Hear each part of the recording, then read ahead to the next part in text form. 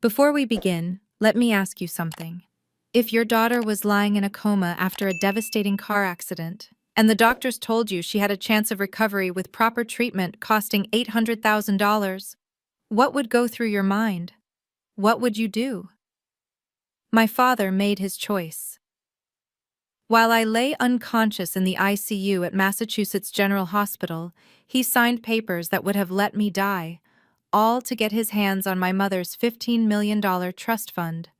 What he didn't know was that my lawyer was in the room, recording every word of his cold calculation about the value of my life versus the value of my inheritance. I'm Fiona Sullivan, 32 years old, and when I woke up from that coma, I didn't confront him. I did something far more devastating that destroyed his $500 million medical empire in exactly 24 hours. If you're watching this, please subscribe and let me know where you are watching from. 3 months before the accident, I sat at the mahogany conference table in my father's office at Sullivan Medical Group, watching him slide another charity donation form across to me. The Sullivan Foundation for Medical Innovation, a name that sounded noble until you looked closer at where the money actually went. "Just sign it, Fiona," Robert Sullivan said, not even looking up from his phone. "It's a simple tax write-off.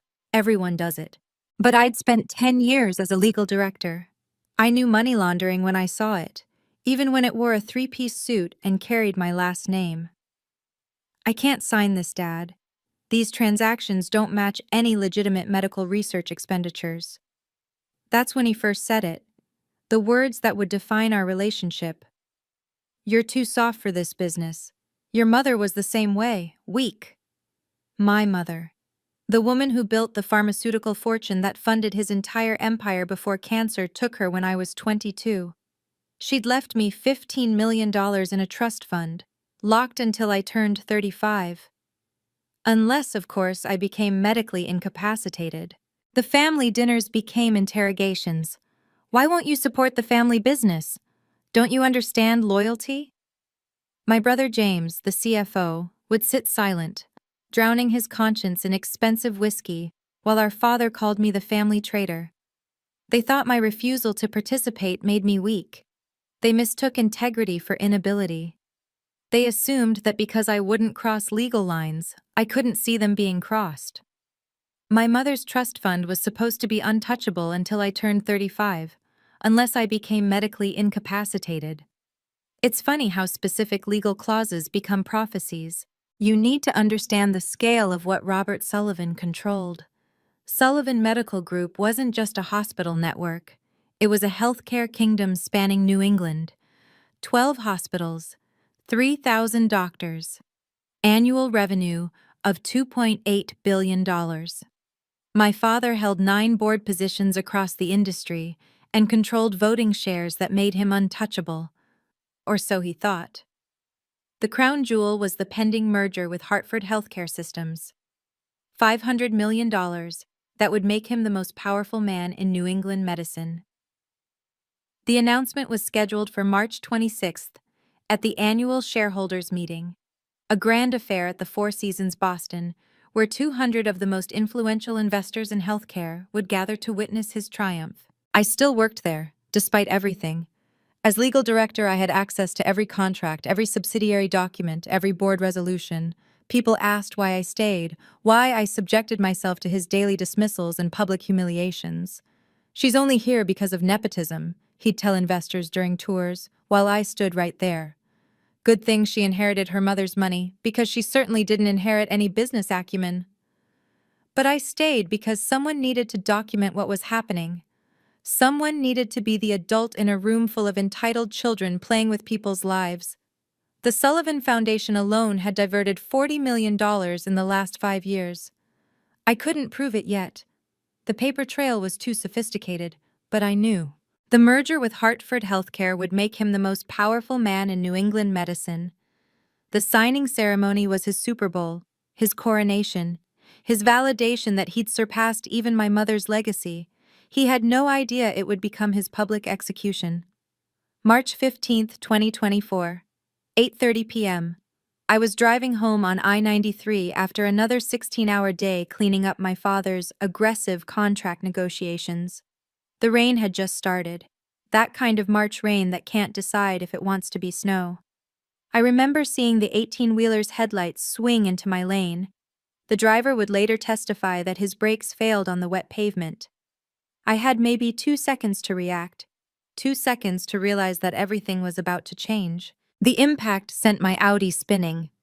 The truck driver said he watched my car flip 3 times before it slammed into the median barrier. The dashboard camera from the car behind me captured it all. Later, it would become evidence that this wasn't some elaborate insurance fraud, as my father's lawyers would quietly suggest to anyone who'd listen. The first responders found me unconscious, blood pooling from a head wound. Glasgow Coma Scale, 6 out of 15. Severe traumatic brain injury. They airlifted me to Massachusetts General Hospital, the flagship of my father's network. The irony wasn't lost on anyone. Dr. Sarah Martinez, the head of neurology, would later testify that my initial prognosis was actually optimistic. 70% chance of full recovery, she'd written in her notes. Patient shows strong neurological responses. Recommend aggressive treatment protocol. But that's not what my father heard when he arrived at the hospital 4 hours later. 4 hours. It took him 4 hours to drive 20 minutes because he'd stopped to call his lawyers first, then his insurance team, then the board members to assure them this unfortunate situation wouldn't affect the merger. When he finally walked into that ICU room, he didn't ask if I was in pain. He didn't ask about my chances. He asked Dr. Martinez 3 times about the possibility of a persistent vegetative state and whether my medical power of attorney documents were properly executed. He was already thinking about the trust fund. While machines kept me breathing, while my brain fought to repair itself, Robert Sullivan was calculating the value of his daughter's death. The accident wasn't the betrayal. The accident was just the opportunity he'd been waiting for. What my father didn't know was that Marcus Smith was already there. Marcus had been my personal attorney for 10 years, ever since I'd started documenting the questionable transactions at Sullivan Medical. He wasn't just my lawyer, he was my insurance policy. 3 years earlier, I'd signed a comprehensive medical advocacy document giving Marcus the right to be present during any medical decisions if I was incapacitated. It was buried in a stack of routine estate planning papers, filed with the Massachusetts State Bar.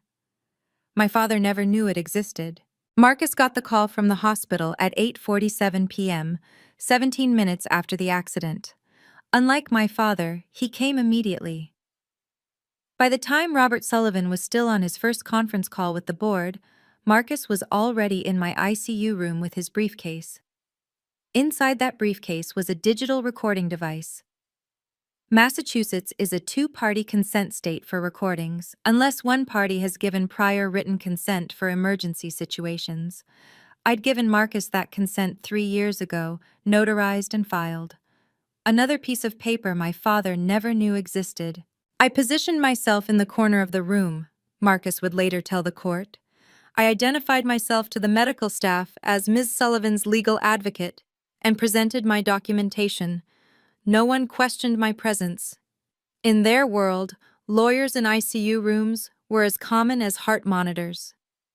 He sat there for 4 hours, waiting, watching the machines breathe for me, reading my medical charts, speaking with Dr. Martinez about my prognosis, recording everything. The nurses liked him, Dr. Martinez would later say. He asked about Fiona's comfort, about pain management. He cared about the patient, not just the paperwork. Marcus knew what was coming. We'd discussed it in hypotheticals a dozen times over coffee. If something happens to me, my father will come for the money. I'd even joked about it. But Marcus wasn't laughing now. He was documenting. Massachusetts law allows recording if one party consents, and I had given Marcus that consent years ago. Robert Sullivan entered my ICU room at 12:43 a.m., like he was walking into a board meeting. Armani suit still perfectly pressed despite the hour. 2 lawyers flanking him, Mitchell Barnes from corporate and someone I didn't recognize. Marcus later identified him as David Kraus, a specialist in estate law.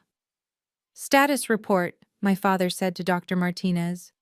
Not, how is she? Not, will she be okay? Just, status report. Dr. Martinez, to her credit, maintained her professionalism. Your daughter has sustained significant head trauma, but her neurological responses are encouraging. We're seeing percentage chance of full recovery? Robert interrupted. Approximately 70% with aggressive treatment. And without aggressive treatment? The doctor paused. Mr. Sullivan, I'm not sure I understand. It's a simple question. What happens if we pursue comfort care only? Marcus pressed record. For the next 20 minutes, my father interrogated Dr. Martinez about brain death criteria, vegetative states, and the cost of various treatment protocols. He asked about my brain function 3 times, but never once asked if I was in pain. He pulled up my medical insurance on his phone, calculating deductibles while I lay there, unhearing, unseeing, but somehow still fighting. She has excellent insurance, Dr. Martinez pointed out. The experimental treatments would be largely covered. That's not the point, Robert said. He turned to Kraus, the estate lawyer. Pull up the trust documents. They huddled over a tablet discussing my mother's trust fund like I was already dead. $15 million, they kept saying. $15 million that could benefit so many others through the Sullivan Foundation. The trust passes to her father if she dies without children or a spouse, Kraus confirmed. But only if she's deceased. Permanent incapacitation maintains her as beneficiary. That's when Robert asked the question that would destroy him. What if she's DNR? What if we decide not to resuscitate if she crashes? Dr. Martinez stiffened. Mr. Sullivan, your daughter is stable. There's no medical indication for a DNR order. I'm her father. I have medical power of attorney. Actually, Marcus said quietly from the corner, speaking for the first time, you don't. The room went silent. My father turned to look at Marcus for the first time, his eyes narrowing. Who the hell are you?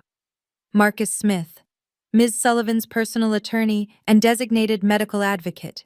He held up the documentation, filed with the state 3 years ago. I have equal authority in medical decisions while she's incapacitated. That's impossible. I'm her father. And I'm her designated advocate. Would you like to see the paperwork? Robert's face flushed red. Mitchell Barnes whispered urgently in his ear, but Robert waved him off. It doesn't matter. As her father, my wishes should be considered. Of course, Marcus said calmly. Please, continue your discussion with Dr. Martinez. I'm just here to observe and ensure Fiona's interests are protected. What happened next was 23 minutes of recorded evidence that would later be played in a room full of shareholders. 23 minutes of my father revealing exactly who he was. Look, doctor, Robert said, his tone shifting to the voice he used for hostile takeovers. My daughter wouldn't want to live as a vegetable. She's told me many times she values quality of life over quantity. She's not in a vegetative state, Dr. Martinez insisted. Her brain activity shows, but she could be. Tomorrow, next week. These things deteriorate, don't they? He pulled out his phone, showing her something. I've been reading about similar cases. Families bankrupted by false hope. Millions spent keeping bodies alive when the person is already gone. Mr. Sullivan, your daughter has a 70% chance. Let her go peacefully. The words hung in the air like a death sentence. We won't pay for experimental treatments when that money could save the hospital. Think about it, $15 million. Do you know how many pediatric cancer patients that could help? How many families without insurance? Dr. Martinez looked disgusted. Are you seriously suggesting? I'm suggesting we be practical, realistic. My daughter was always practical. He turned to Kraus. Draw up the DNR paperwork. The doctor needs to sign off on it, Barnes pointed out. No, Dr. Martinez said firmly. I won't sign anything. There's no medical justification. Robert smiled, that cold boardroom smile I'd seen destroy careers. You're right, you won't sign it, But Dr. Harrison will. He's arriving in an hour. Dr. Harrison, Robert's golf buddy, the one who'd been quietly removed from 2 hospitals for ethics violations before Robert gave him a position at Sullivan Medical. "This is medical murder," Dr. Martinez said quietly. "This is mercy," Robert replied, signing the DNR order that Dr. Harrison would later rubber stamp. "Let her go. We won't pay for the surgery." Marcus captured every word. My brother arrived as Robert was signing the papers. James had always been the conflicted one, smart enough to know what our father was, weak enough to need his approval anyway. "Dad?" He stood in the doorway, taking in the scene, lawyers, documents, our father's signature on a death warrant. "What's happening?" "We're making the hard decisions," Robert said without looking up. "Someone has to." James moved to my bedside. He touched my hand, the first person in that room to actually touch me like I was still human. "The nurses said she's responding well," they said. "The nurses aren't doctors." "Dad, maybe we should wait." Robert's head snapped up. "Wait for what? For her to deteriorate? For the merger to fall apart because the board thinks I can't handle family crisis?" He stood, moving close to James. "You want to keep your position, don't you? CFO of the new merged entity?" I couldn't see James's face, but Marcus described it later, the moment my brother chose his corner office over his sister. She did say once that she wouldn't want to be kept alive artificially," James said quietly. The lie came so easily. I'd never said that. I'd actually said the opposite during one of our rare honest conversations. "See?" Robert turned back to Dr. Martinez. "Even her brother agrees." But James wasn't done wrestling with his conscience. "The trust fund, though. Mom wanted Fiona to have it." "Your mother's dead," Robert said flatly. "And that money could save the company from the Hartford investigation." Hartford investigation. That was new. Marcus made a note. James signed as a witness to the DNR. Later, he would tell me he'd convinced himself it was temporary, that I'd wake up before anything happened. He'd borrowed $2 million from me just 6 months earlier, money I'd given him to save his house from foreclosure. Some betrayals cost 30 pieces of silver. Mine cost $2 million and a CFO title. March 18, 2024. 5:47 a.m. I opened my eyes to fluorescent lights and the sound of a heart monitor. The first face I saw was Dr. Martinez, who actually gasped. "Don't try to speak," she said, tears in her eyes. "You're intubated. Just squeeze my hand if you understand me." I squeezed. The next few hours were a blur of tests, scans, and barely contained medical excitement. "Miraculous recovery," they kept saying. "Better than expected neurological function." Dr. Martinez couldn't hide her relief, or her anger at what had almost happened. Marcus appeared at noon, after the tubes were removed, and I could speak in a hoarse whisper. He closed the door, pulled out his phone, and played me a recording. My father's voice filled the room. "Let her go. We won't pay for the surgery." I listened to all 23 minutes, heard my father calculate my worth, heard my brother lie about my wishes, heard them sign my life away for money and mergers. "3 independent neurologists have reviewed your charts," Marcus said quietly. Dr. Jennifer Wu from Johns Hopkins, Dr. Michael Roberts from Cleveland Clinic, and Dr. Amanda Foster from Mayo. All 3 confirmed you never met the medical criteria for a DNR. I've had their reports notarized. "The merger," I whispered. 8 days away. March 26th. I tried to sit up, but the room spun. You need to recover," Dr. Martinez interrupted, entering with a chart. "And you need to be careful. Your father's been telling everyone you have significant cognitive impairment. He's already filed for emergency guardianship." That's when I made the decision. I looked at Marcus, then at Dr. Martinez. "Then we give him what he expects. Doctor, if anyone asks about my condition?" She understood immediately. Significant short-term memory loss, confusion, difficulty with complex reasoning. Marcus smiled grimly. How long do you need to play impaired? 8 days, until the shareholders meeting. 3 independent neurologists would later confirm I never met the criteria for DNR. When Robert visited that afternoon, I gave him exactly what he wanted to see. I stared at him with unfocused eyes, struggling to remember his name. Dad? I said hesitantly, like I was guessing. Are you my dad? The relief on his face was obscene. Yes, sweetheart. I'm here. You've been in an accident. I don't remember. Everything's fuzzy.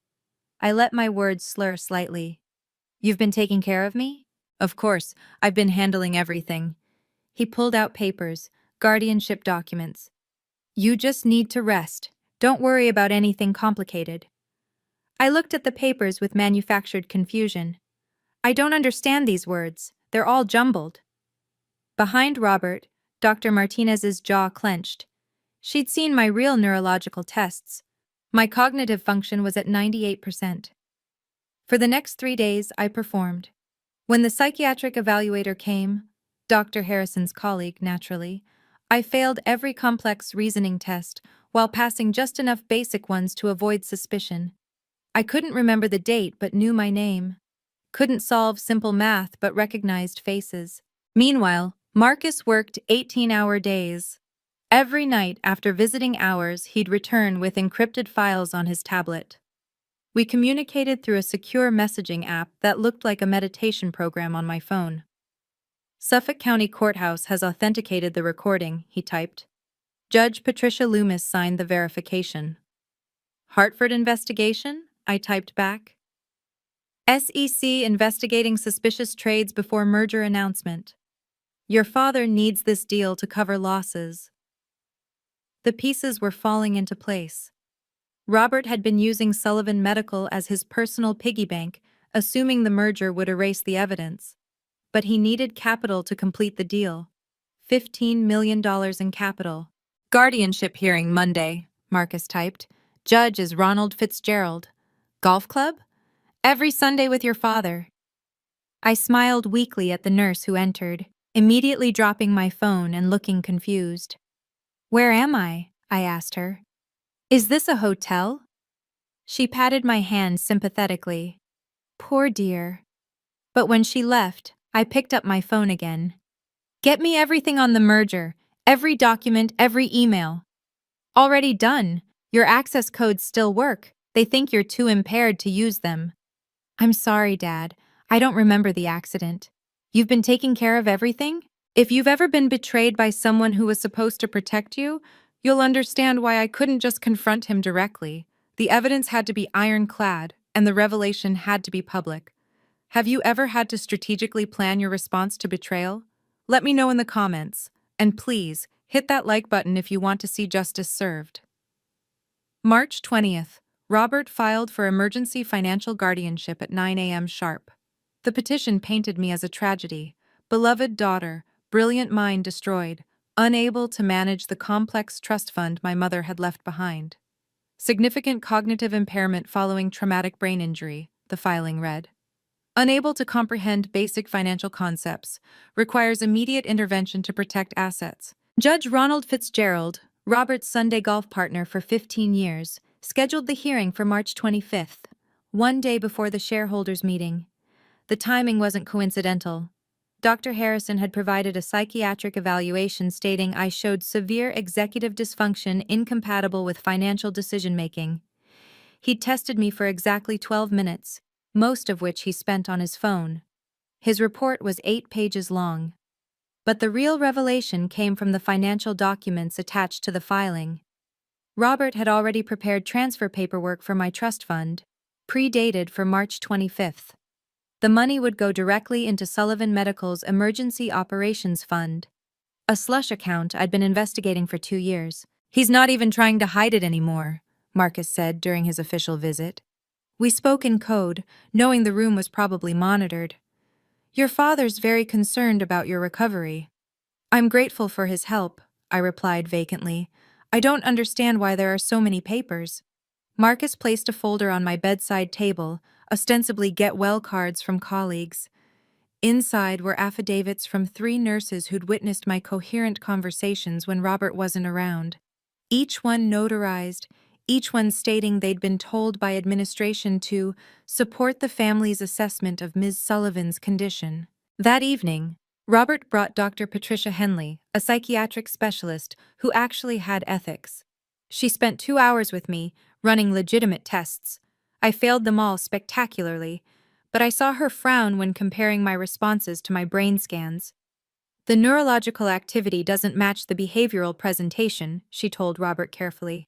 Head injuries are unpredictable, he replied. Surely you've seen cases where the scans look better than the reality? She had, but she also requested my previous medical records, the ones from before the accident. Marcus had already ensured she'd receive them, including my perfect cognitive assessments from my annual executive physical 6 months earlier. The psychiatric evaluation was scheduled for March 25th, one day before the shareholders' meeting. While I played the broken daughter, Marcus built our case with surgical precision. The recording from the ICU was just the beginning. By March 22nd, we had a 47-page medical file that would destroy any claim that my DNR was medically justified. Dr. Jennifer Wu from Johns Hopkins wrote, "Patient shows no indication meeting the criteria for withdrawal of care. Glasgow Coma Scale improved from 6 to 14 within 48 hours. Textbook recovery trajectory." Dr. Michael Roberts from Cleveland Clinic was more blunt. The DNR order signed on March 15th appears to be motivated by factors other than patient welfare. Dr. Amanda Foster from Mayo Clinic provided the killing blow. In my 30-year career, I have never seen a DNR order issued for a patient with such positive neurological indicators. This represents a severe breach of medical ethics. But the medical malpractice was just the appetizer. The main course was the HIPAA violations. Robert had shared my medical information with 6 board members, 2 merger partners, and 3 investors, all to assure them that the situation wouldn't affect the company's stability. Each unauthorized disclosure carried a $50,000 fine. But more importantly, each violation demonstrated a pattern of treating my medical crisis as a business opportunity. Marcus had everything notarized at Suffolk County Courthouse. Judge Patricia Loomis, who had no connection to Robert's country club network, personally verified the authentication of the ICU recording. "This is prosecutable," she told Marcus off the record. "Criminal, not just civil." The FBI had also taken interest. Those suspicious trades before the merger announcement? They traced back to accounts connected to the Sullivan Foundation. Robert had been insider trading using charity funds, expecting the merger to cover his tracks. The $15 million from my trust would have replaced what he'd stolen.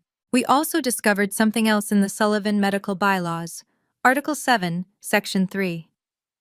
Any executive found guilty of medical malpractice or significant breach of fiduciary duty shall be removed from position within 24 hours of board determination. It required a 2/3 vote.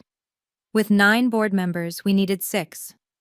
Marcus had quietly reached out to 3 independent board members: Dr. Elizabeth Chang, Professor Michael Torres, and Sandra Williams, all of whom had been growing concerned about Robert's increasingly aggressive tactics. They agreed to review our evidence before the shareholders' meeting. Each HIPAA violation carried a $50,000 fine, but that was nothing compared to what was coming. By March 23rd, we had everything: medical evidence, legal documentation, financial proof of embezzlement, and a room full of witnesses scheduled to gather in 3 days.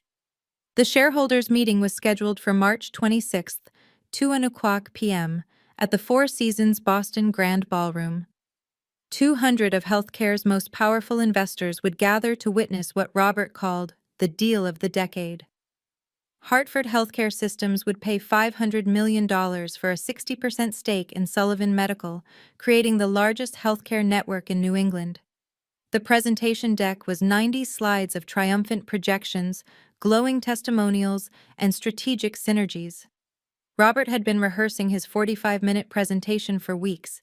The Wall Street Journal, Boston Globe, and Healthcare Finance Weekly had all confirmed attendance. Bloomberg would be live streaming portions of the announcement. This wasn't just a business deal, it was Robert's coronation as the King of New England medicine. What the attendees didn't know was that the SEC had opened a formal investigation 3 days earlier. The suspicious trades Marcus had uncovered were just the tip of the iceberg. Hartford's due diligence team had also started asking uncomfortable questions about the Sullivan Foundation's financials. On March 24th, I made a calculated move. I called Robert from my hospital bed, sounding weak and confused. "Daddy? The nice lawyer man says there's an important meeting tomorrow. Something about papers?" "Don't worry about it, sweetheart. I'll handle everything at the guardianship hearing." "Oh, okay. Will you be having another meeting? You always have such important meetings." He chuckled, that patronizing laugh I'd heard my whole life. "Yes, princess. Tuesday is Daddy's big day, the biggest deal ever." "Can I come? I want to see you be important." There was a pause, then the calculation in his voice. "Of course you can come, sweetheart. Everyone should see that you're being well cared for. Sit in the front row and support your family." Perfect. He wanted me there as a prop, the tragically impaired daughter whose medical crisis he was so nobly managing. The optics would be perfect for him, the devoted father who could handle personal tragedy while still delivering corporate victories. Marcus filed the paperwork for my attendance as part of my therapeutic reintegration into familiar environments. Dr. Martinez supported it with a note about positive stimulation for recovery. This merger would be his crowning achievement, or so he thought. The invitation list read like a who's who of healthcare power brokers. Everyone who mattered would be there to witness Robert Sullivan's greatest triumph. They'd witness something, all right. March 25th, 10:00 p.m. While Robert celebrated the successful guardianship hearing with champagne at the Ritz-Carlton bar, I sat in my hospital room with Marcus, signing the most important documents of my life. Judge Fitzgerald had ruled exactly as expected, full financial guardianship to Robert, effective immediately. But we'd anticipated this. Marcus had filed an emergency appeal with the state Supreme Court 90 minutes before the hearing even started, citing judicial conflict of interest. The appeal would be heard in 72 hours, long after the shareholders' meeting. "Your father's already initiated the trust fund transfer," Marcus said, showing me his laptop screen. $15 million scheduled to move at 9 a.m. tomorrow. "Let it happen," I said, signing my name with perfect precision on a document titled Refusal of Guardianship, Mental Competency Declaration. A notary public, one with no connection to Sullivan Medical, witnessed and sealed it. We'd also sent encrypted emails to 3 independent board members, with a simple message: "Please attend tomorrow's meeting with an open mind. Documentation of critical compliance failures will be presented." Dr. Elizabeth Chang replied within an hour. "I'll be there." Professor Michael Torres, concerned by recent patterns, will attend. Sandra Williams. About time someone spoke up. 3 guaranteed. We needed 3 more for the 2/3 majority. Robert called me at 11:00 p.m., drunk on his success. "Tomorrow, princess, everything changes. Your mother never understood vision. She just hoarded money.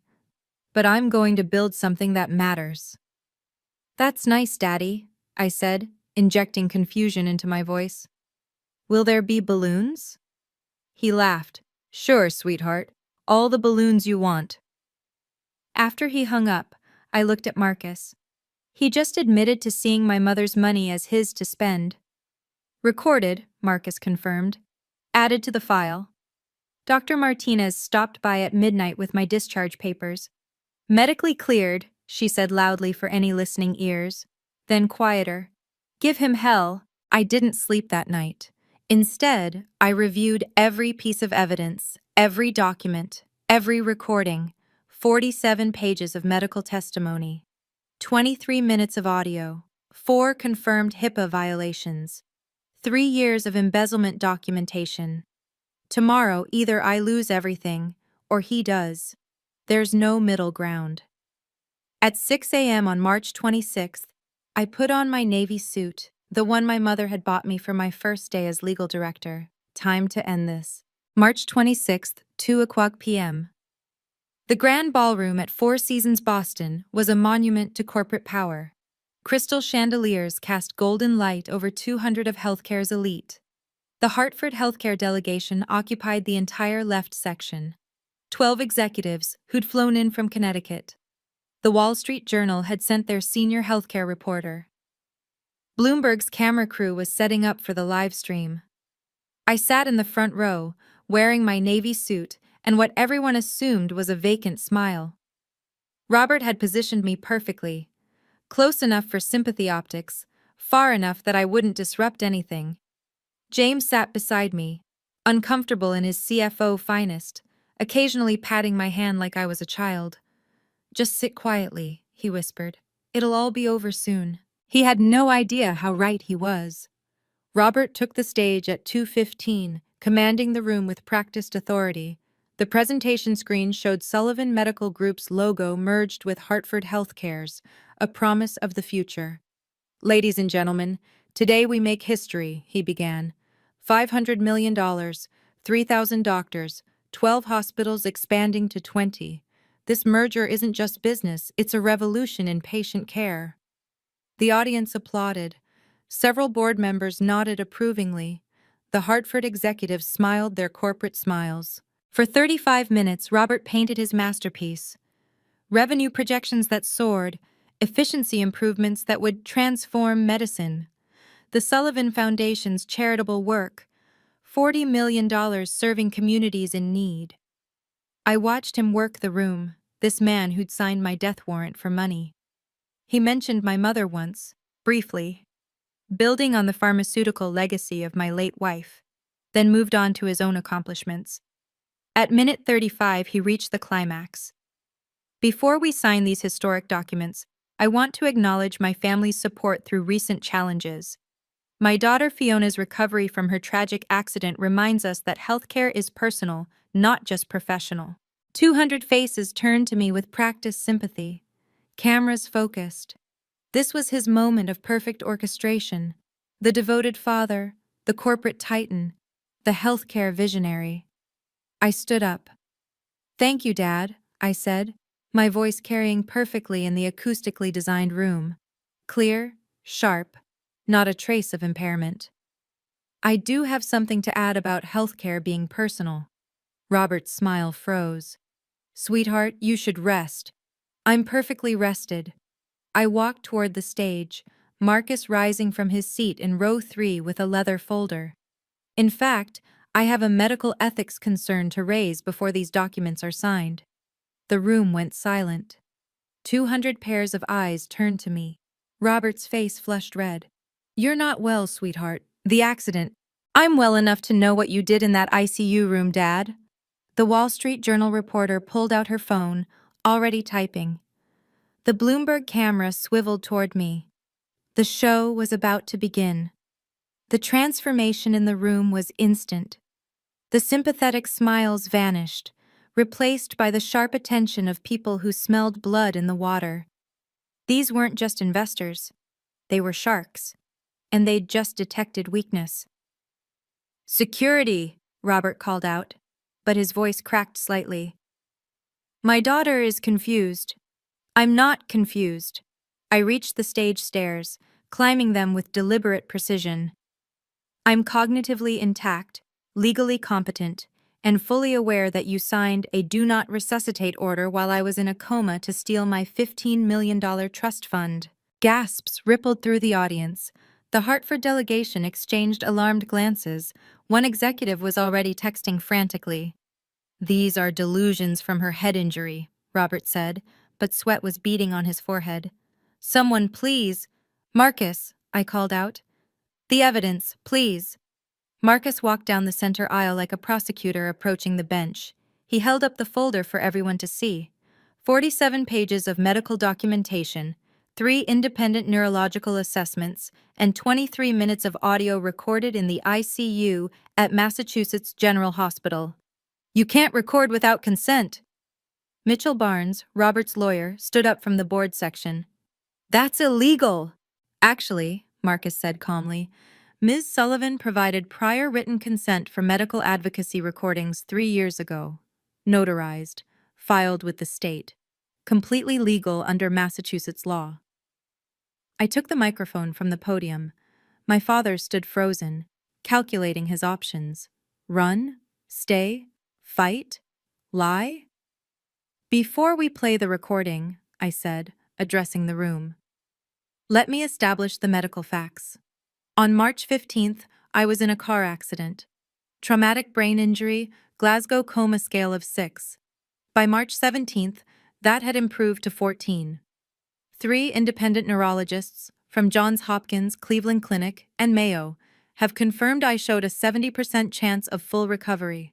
I clicked the presentation remote, replacing Robert's merger slides with medical documents. Yet on March 15th, just 4 hours after my accident, my father signed a DNR order. The reasoning? Let me quote from the recording you're about to hear. Marcus connected his phone to the sound system. The ballroom's perfect acoustics carried every word. Let her go peacefully. We won't pay for experimental treatments when that money could save the hospital. Then clearer. $15 million. Do you know how many pediatric cancer patients that could help? And finally, the killing blow. The trust passes to her father if she dies without children or a spouse. The room erupted. Board members shot to their feet. The Hartford executives were already heading for the exits. Someone shouted, "This is medical murder!" Robert grabbed for the microphone, but 2 security guards, the same ones he'd called for me, stepped forward. They looked confused, unsure who they were supposed to be protecting or removing. "This is taken out of context," Robert shouted over the chaos. "Then let's play all 23 minutes," I said calmly. "Let everyone hear the full context." The Hartford team left at minute 37. The merger died at minute 38. This is the moment everything changed. When you've gathered all your evidence and chosen your battlefield, there's no turning back. If you've ever had to stand up to someone powerful who wronged you, you know this feeling. Share your story in the comments. I read every single one. And if this resonates with you, please subscribe for more stories of justice being served. The full recording played like a funeral dirge for Robert Sullivan's empire. Every word, every calculation, every cold dismissal of my life echoed through the grand ballroom's premium sound system. "She's stable now, but these things can deteriorate," Robert's voice said. "Better to let nature take its course." Dr. Martinez's voice, professional but clearly distressed. "Mr. Sullivan, your daughter is showing remarkable neurological improvement. Doctor, I understand medicine. I run 12 hospitals. Sometimes the kindest thing is to let go." The audience listened in horrified silence as my father discussed my life like a line item on a budget. Several people were recording with their phones. The Bloomberg camera captured everything. But the worst part came at minute 18. James's voice. "Dad, maybe we should wait." "Robert, you want to keep your CFO position in the merged company, don't you? Then stop pretending you care. We both know you need this deal to cover your debts." James, sitting in the front row, had gone pale. His complicity was now public record. When the recording ended, the silence was deafening. Then, Sandra Williams from the board stood up. "I move for an emergency board meeting under Article 7, Section 3 of the corporate bylaws." "Seconded," Dr. Elizabeth Chang said immediately. "You can't do this during a shareholders meeting," Robert protested. "Actually, we can," Professor Michael Torres said, standing. "When evidence of medical malpractice by a senior executive is presented, the board has a fiduciary duty to act immediately." The 9 board members huddled at the side of the room. Robert stood alone at the podium, his merger presentation still glowing behind him, a monument to what would never be. "This is a setup," he said into the microphone, desperately addressing the remaining audience. "My daughter is obviously being manipulated." "By whom?" I asked. "The 3 independent neurologists? The Suffolk County Court that authenticated the recording? The FBI agents investigating your insider trading through the Sullivan Foundation?" That last revelation sent another shockwave through the room. Several investors were already heading for exits, phones pressed to ears, no doubt calling their lawyers. The Wall Street Journal reporter approached me. "Ms. Sullivan, are you confirming FBI involvement?" "I'm confirming that my father tried to kill me for money," I said clearly, knowing every word would be in tomorrow's headline. "Everything else will come out in due course." The board reconvened. Sandra Williams spoke for them. By unanimous vote of 8-1, Mr. Sullivan voting for himself, Robert Sullivan is immediately removed as CEO of Sullivan Medical Group for gross violations of medical ethics and fiduciary duty. The Hartford delegation's lead executive stood up. Hartford Healthcare formally withdraws from all merger negotiations, effective immediately. By the time security escorted Robert from his own celebration, Sullivan Medical Group's stock had dropped 47%. $230 million in market cap evaporated in less than an hour. Maximum conflict. Robert cried out desperately, "This is my company, my legacy." "No," I said quietly. "It was built on my mother's money, and it dies with your greed." The aftermath was swift and merciless. Within 2 hours of the recording being played, Massachusetts General Hospital suspended Dr. Harrison's medical privileges pending investigation. The Massachusetts Medical Board launched a formal inquiry into the DNR order. The State Attorney General's office opened a criminal investigation, but the immediate consequences were just as devastating. 4 HIPAA violations at $50,000 each meant $200,000 in personal fines for Robert. And that was just the federal penalties. The state could add more. Each board member he'd illegally informed about my medical condition could also sue for being given information that made them potentially liable. By 6 p.m., 8 of the 9 board members had submitted their votes to remove Robert permanently. The 9th, Robert himself, was no longer recognized as having voting rights due to the ethics violations. Marcus had prepared everything. The moment the board voted, he filed the documentation with the Secretary of State. He also filed criminal complaints with the Boston Police Department for attempted murder through medical negligence. "The evidence is overwhelming," Detective Patricia Murphy told me that evening. "The recording alone would be enough, but with the medical documentation, your father's looking at potential attempted murder charges." The FBI arrived at Sullivan Medical Group's headquarters at 7 p.m. with a warrant. They seized servers, documents, and froze the accounts of the Sullivan Foundation. The $40 million in charitable donations would be traced, transaction by transaction. James found me in the hotel lobby after the meeting, his face gray with shock and shame. "Fiona, You signed the DNR as a witness," I said simply. "You lied about my wishes. I thought you were going to die anyway. Dad said the doctors. Dad lied. And you chose to believe him because it was easier than standing up to him." He pulled out his phone, showing me a message. "I've already submitted my resignation as CFO. I'll testify if you need me to, about everything, the fraud, the insider trading, all of it. Your testimony won't save you from prosecution," Marcus informed him. "But cooperation might reduce your sentence." James nodded, looking older than his 35 years. "I know. I'm sorry, Fiona. I should have protected you." "Yes," I said. "You should have." By market close, Sullivan Medical Group had lost 47% of its value. The board appointed Dr. Sarah Martinez as interim CEO, the same doctor who'd fought against my DNR. There was poetic justice in that. Article 7, Section 3. Any executive guilty of medical malpractice shall be removed within 24 hours. Robert Sullivan's removal was complete in less than 6. The Boston Globe's morning edition ran with a headline that would define Robert Sullivan's legacy. Medical CEO's DNR scandal, attempted murder for millions. The Wall Street Journal was more measured but equally damaging. Sullivan Medical Group CEO removed after recording reveals attempt to hasten daughter's death for inheritance. Bloomberg's coverage included the video from the shareholders' meeting. My clear, composed revelation contrasted with Robert's desperate denials. The clip went viral within hours, 3 million views by noon. had DNR scandal trending nationally. But it wasn't just the major outlets. Medical ethics blogs dissected every second of the recording. Legal analysts debated the criminal charges on cable news.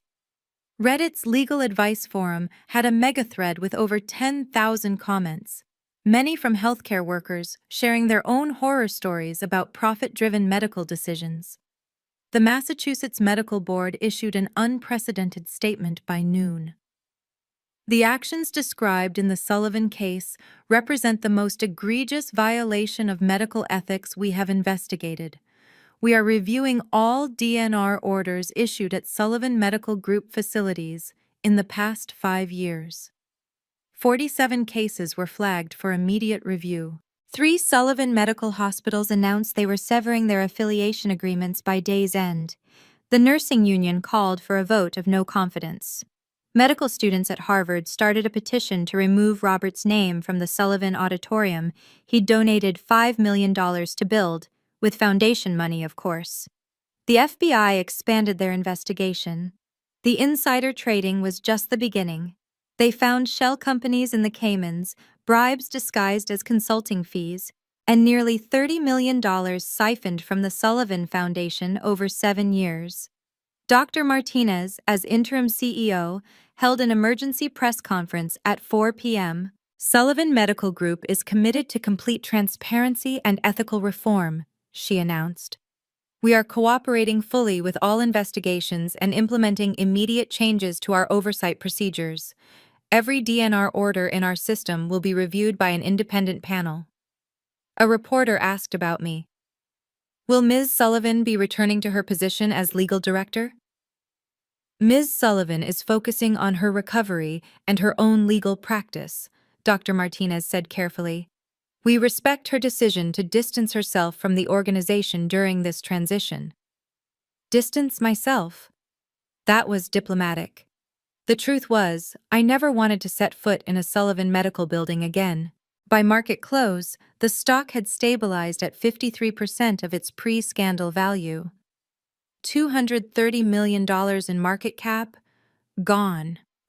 Robert's personal holdings, once worth $80 million, were now worth $42 million and frozen by federal order.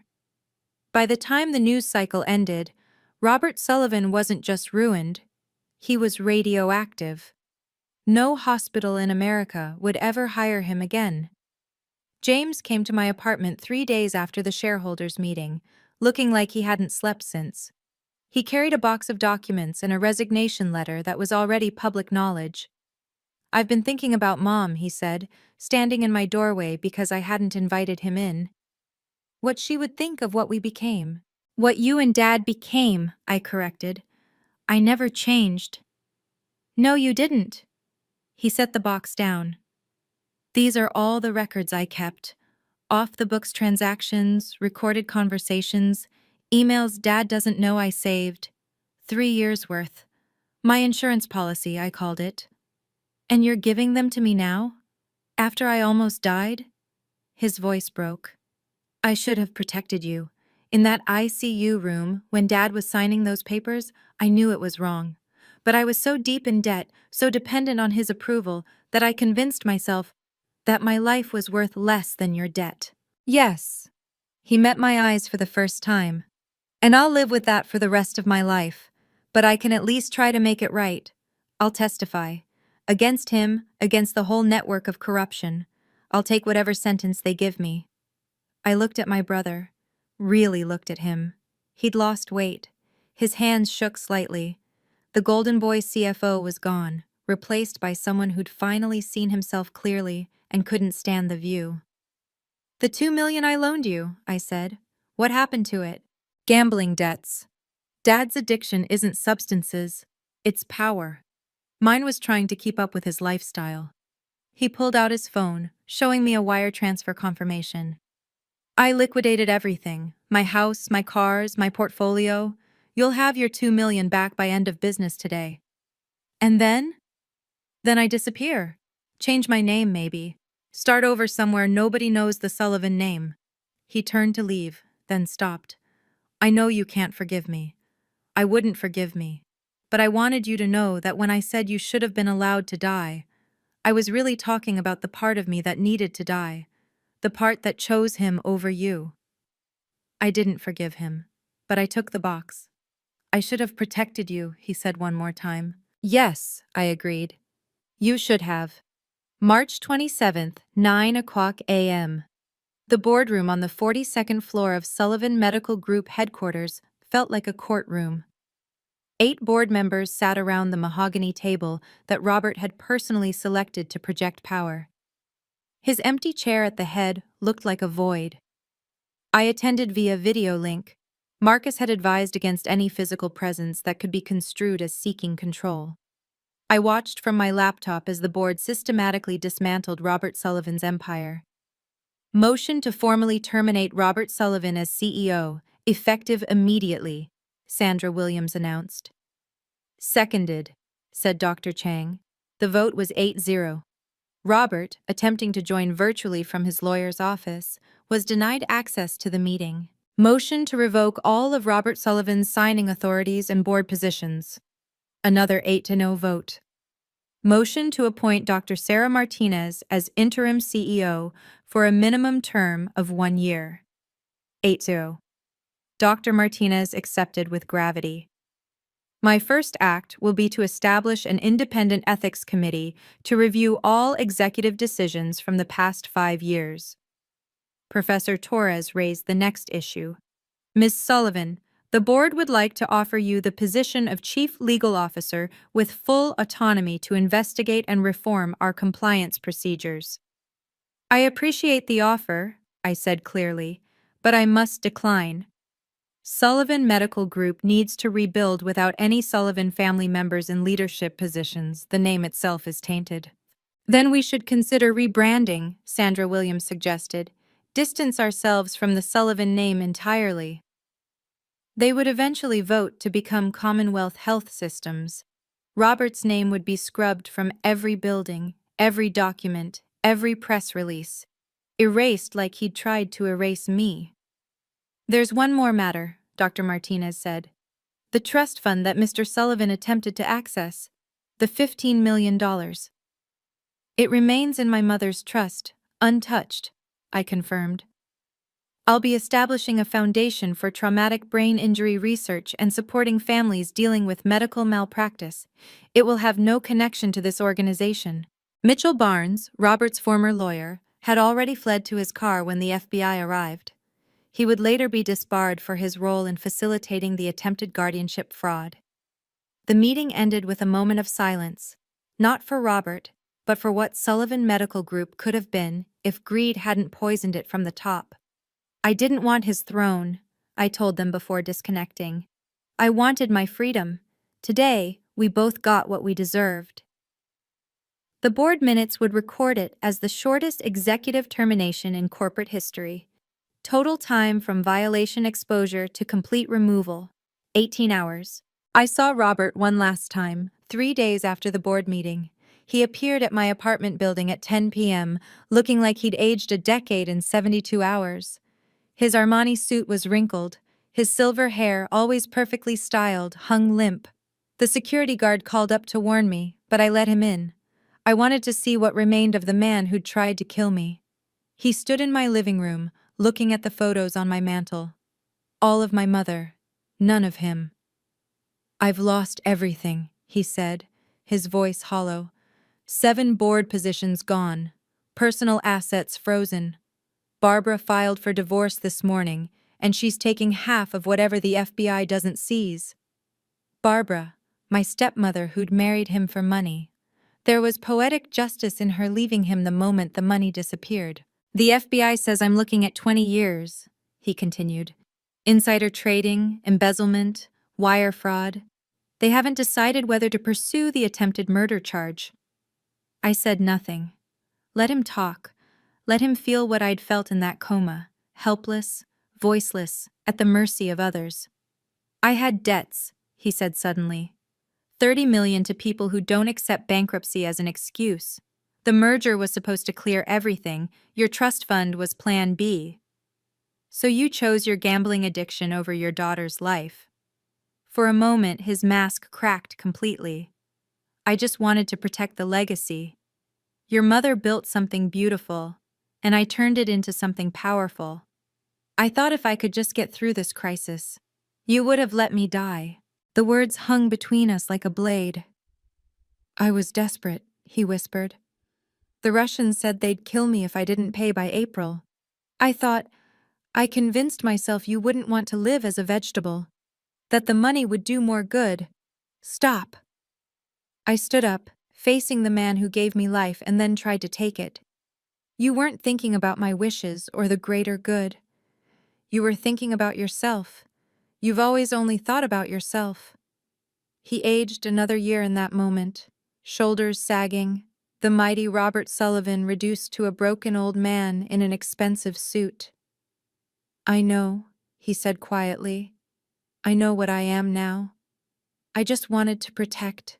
No, you wanted to survive, and you were willing to sacrifice me to do it. I walked to the door, opening it. Get out. If you contact me again, I'll pursue the attempted murder charges myself. He shuffled toward the door, then stopped. I'm sorry, Fiona. Desperation doesn't excuse evil, I said. Even monsters have reasons. That doesn't make them less monstrous. For the first time in 40 years, Robert Sullivan had no title after his name. The trust fund my mother left me remained untouched. $15 million that Robert had been willing to kill for. On April 1st, I sat in the conference room of Hartley & Associates, my mother's original law firm, signing the documents that would transform blood money into hope. The Eleanor Sullivan Foundation for Neurological Recovery, Marcus read from the incorporation papers, dedicated to funding treatment for traumatic brain injury patients whose insurance has denied coverage. My mother's name would live on, but not in the way Robert had corrupted it. $5 million goes to establishing the fund, I explained to the lawyers.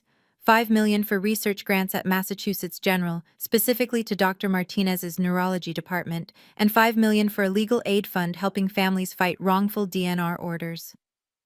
And the earnings from the principal? The senior partner asked. Full scholarships for medical students who commit to working in underserved communities. My mother would have wanted that. We structured it so no Sullivan family member could ever control or benefit from the foundation. An independent board of medical ethicists and patient advocates would oversee every dollar.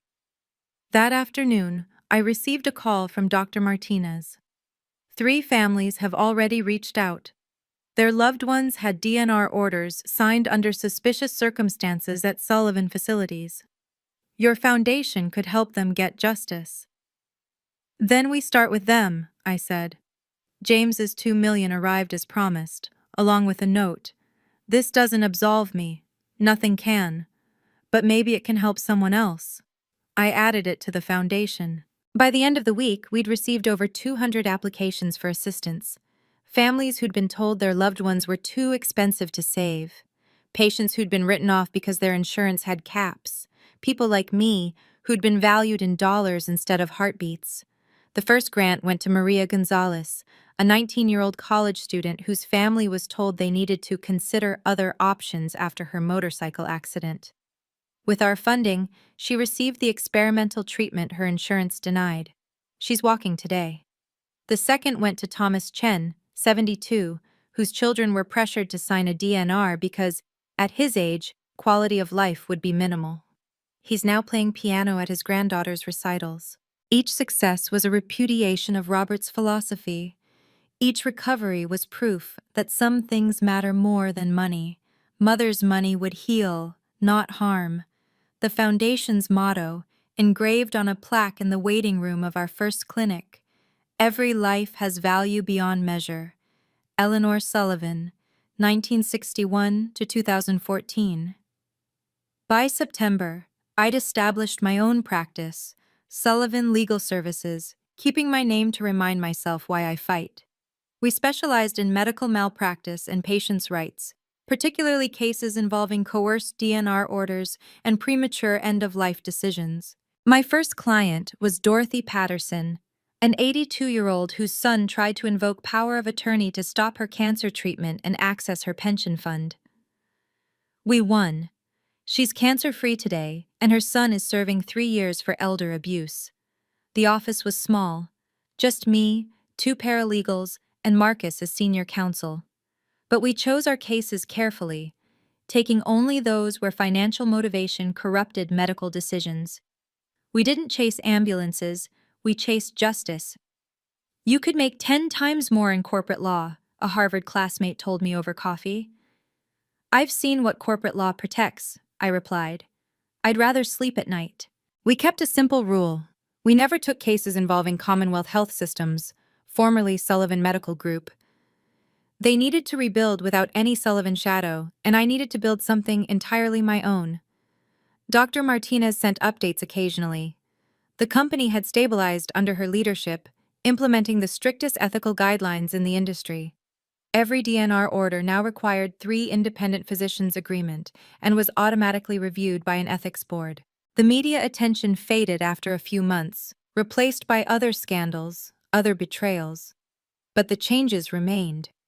The Massachusetts Medical Ethics Board instituted the Sullivan Protocol, mandatory recording of all DNR discussions, automatic review of any order signed within 72 hours of admission, and criminal penalties for financial coercion. I specialized in protecting the vulnerable from medical predators. My apartment walls filled with thank you letters from clients, photographs of recoveries deemed impossible, and one framed document, the Massachusetts State Bar's Award for Excellence in Medical Ethics Advocacy. Robert's name was nowhere in my new life. I'd taken his attempt to erase me and turned it into purpose. October 2024. The courthouse steps were crowded with reporters as Robert Sullivan was sentenced to 2 years probation for HIPAA violations.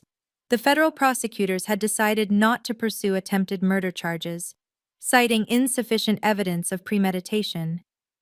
But the civil penalties were crushing. $1.2 million in fines, complete liquidation of assets, and a lifetime ban from serving on any medical board. I didn't attend the sentencing. I was in court myself that day, winning a $12 million settlement for the Hendricks family, whose daughter had been denied experimental treatment by her insurance company, while the hospital's CFO coincidentally bought stock in the competing treatment manufacturer. Sullivan Medical Group, now Commonwealth Health Systems, had recovered to 60% of its pre-scandal valuation. The rebranding was complete. Robert's portrait had been removed from every building, donated to a warehouse where forgotten executives go to gather dust. James had disappeared completely after testifying. His cooperation reduced his sentence to 6 months house arrest and 3 years probation. The last I heard, he was working as an accounting tutor in Portland under an assumed name, teaching students about ethical financial practices, ironic penance for his sins. The Sullivan Protocol had been adopted by 3 states with more considering legislation. 47 suspicious DNR cases had been reviewed, resulting in 11 criminal prosecutions and 31 civil settlements. Families who'd lost loved ones to financial calculations finally had recourse. The Eleanor Sullivan Foundation had distributed $8 million in grants, funding treatment for 63 patients who'd been written off as economically unviable. 58 were still alive. Their families sent us Christmas cards with photos of graduations, weddings, grandchildren. Life events that almost never happened. Dr. Martinez invited me to speak at Commonwealth Health's annual ethics symposium. I declined. Some bridges shouldn't be rebuilt, even with the best intentions. The FBI investigation had uncovered the full extent of Robert's crimes: $43 million embezzled over 9 years, insider trading that netted $6 million in illegal gains, and bribes totaling $2 million to various officials. The Russian gambling connection led to a separate federal investigation that would eventually indict 6 others in an international money laundering scheme. The Massachusetts Medical Ethics Board created the Sullivan Protocol, mandatory recording of all DNR discussions. By every metric, justice had been served. Robert was destroyed, the corrupt system reformed, and victims compensated.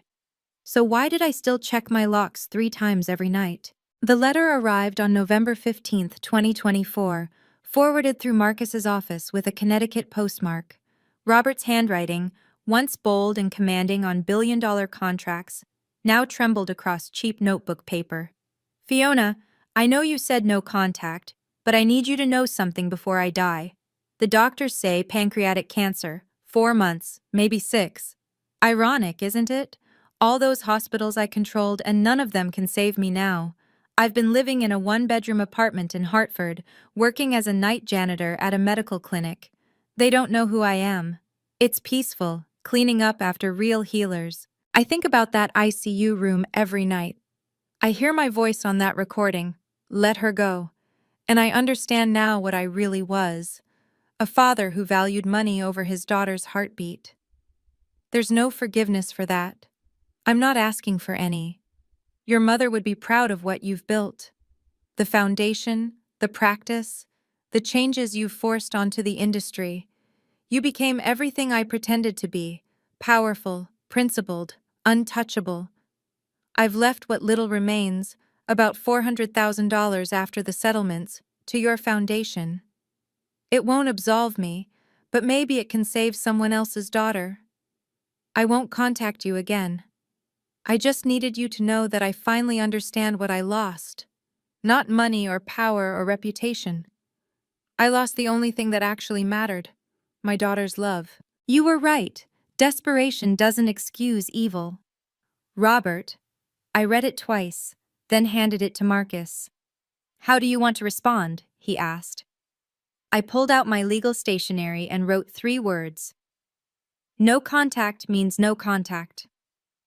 I had Marcus send it through his office, along with a cease and desist order. 2 weeks later, a $400,000 donation appeared in the Eleanor Sullivan Foundation's account from Anonymous, Hartford. I knew who it was from. I accepted it because the money could save lives, but I added a notation in our records. Donation accepted without acknowledgement or absolution. Forgiveness doesn't require reconciliation. Some bridges, once burned by betrayal, should stay ash. Robert would die alone in Connecticut 4 months later. I learned about it from a small obituary in the Hartford Courant that didn't mention his former titles, his medical empire, or his family. Just Robert Sullivan, 58, janitor. I didn't attend the funeral. Neither did anyone else. 2 days after Robert's death in March 2025, Marcus uncovered the full truth during the final FBI document release. The gambling debts weren't just about money, they were about survival.